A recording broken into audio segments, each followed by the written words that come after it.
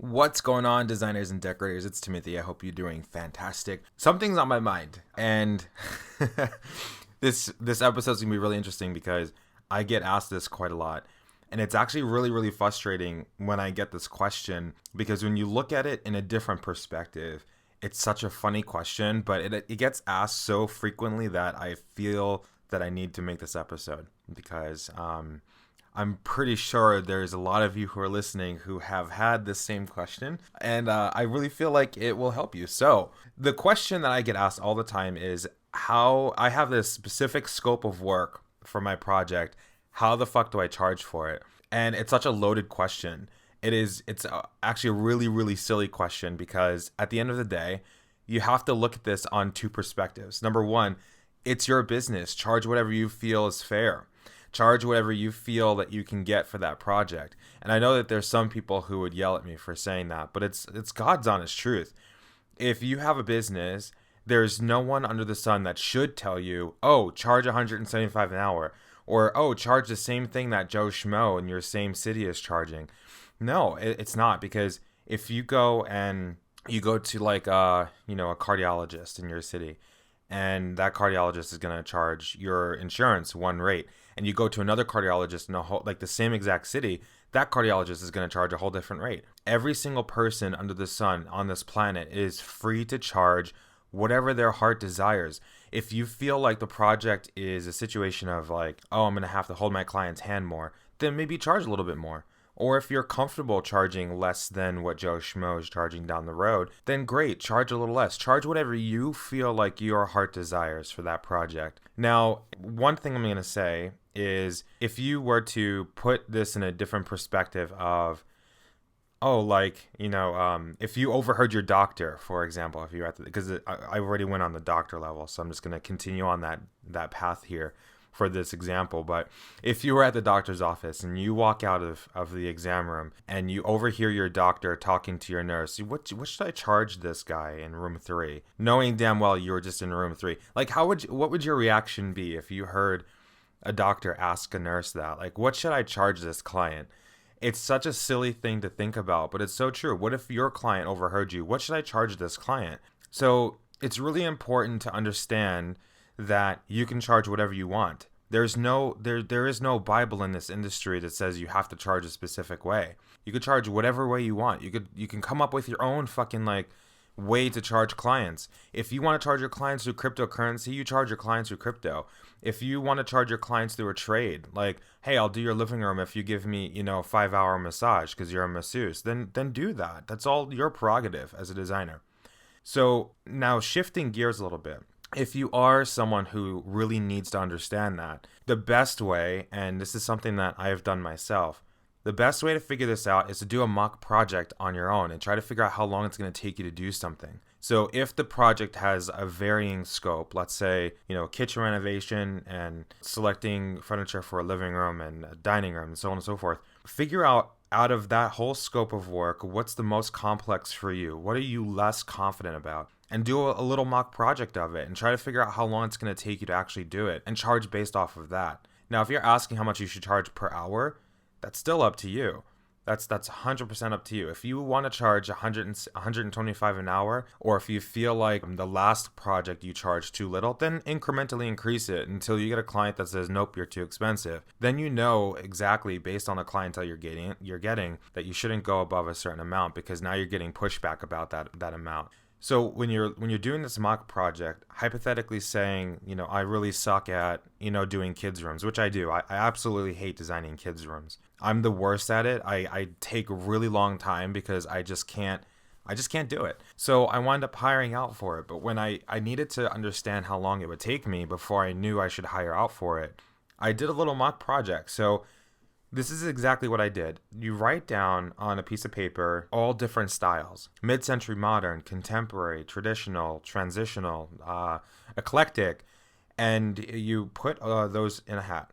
And you draw out of a hat randomly. Let's say it's, mid-century modern. And drawing out of a hat randomly because as a designer, you should be able to design any kind of style. If you're a designer that designs your own style and your clients hire you for that, then great, do it this way and, base it off of that style. So pull out of that hat and Let's say you get mid-century modern, source a living room. Or in this case, I would source a kid's room, and I would do a little project. I would track my time that it took for me to source everything needed for that room for a complete design. And that's what you base your hours off of. That's what you base off of, like, hey, this project is going to take me X amount of time, and really hone in on how long it's going to take you.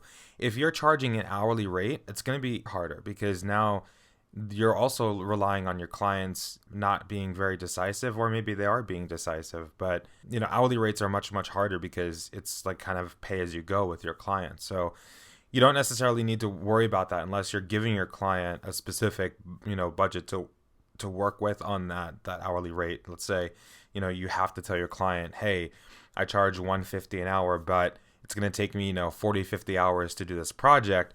If you're estimating that, then that's just an estimate. You can totally tell your client it's going to take, 150 hours if you want, and get it done in 50 hours, and great, you're the hero in this sense. But if you tell your client 150 hours and you take 200, you're kind of in trouble with your client. So to really, really hone in on that estimate, on how long it's going to take you, just do a mock project and do it on the less confident part, because if you're doing this mock project on the less confident part of your capabilities as a designer, what that's going to do is tell you, okay, if it's going to take you like 10 hours on the most complex thing that you can do, then that's like the worst case scenario, I should say.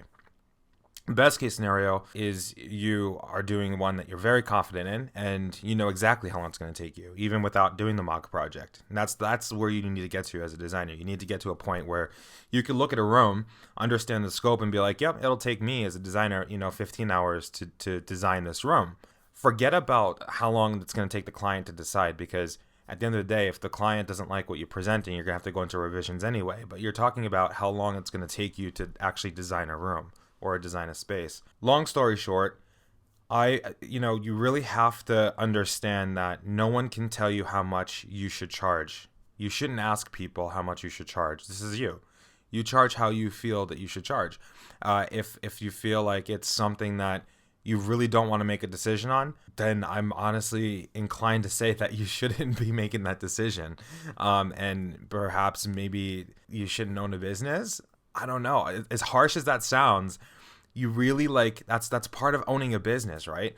You have to make these tough decisions, and you're going to make mistakes, and you have to be willing to make those mistakes, and you have to be willing to learn from those mistakes. And when I first started, it was like $50 an hour. I fucking quickly realized that that's too little for me, for my capabilities at that time. That was way too little, especially for the area that I lived in. But I was able to determine that mistake. And the next project I did, I increased it to 65. Finished that project. I realized that there was a lot of work for 65 an hour. And I incrementally increased it. But not once did I ever go to someone and say, hey, how much should I charge for this? Because at the end of the day, if someone hypothetically says, hey, Jane, charge $10,000 for this scope, and you wind up saying, okay, great, I'm going to charge $10,000. I think that's enough money. And then you realize that you actually spent, 200 hours on that project, and you should have gotten $30,000 because you decided to listen to someone and charged a flat rate fee of $10,000 because that person, you thought they knew what they were talking about. And guess what? Now you lost out of money because you listened to someone else asking how much you should charge. It doesn't matter what Joe thinks you should charge. It's not Joe's business. And Joe lives in a different area. Joe has a different, set of expertise. Joe has a different level of experience. Joe is a whole different ballgame. I'm a whole different ballgame. As much as I love helping designers, I steer away from telling them how much they should charge. Instead, when I talk to you guys, I'm asking you these questions of, how long do you think it's going to take you to do a kitchen design? Like if you walk into a kitchen and the scope of work is, complete gut renovation, how long is it going to take you as a designer to source everything for that kitchen? And base your decisions off of that, off of what you are going to do as a designer for that particular use case.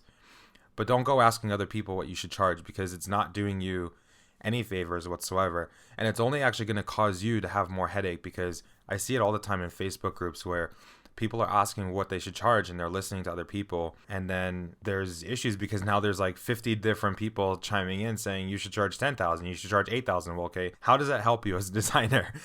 Figuring out how to charge your client for that scope of work. To recap, do a test project with yourself. Really understand your capabilities as a designer.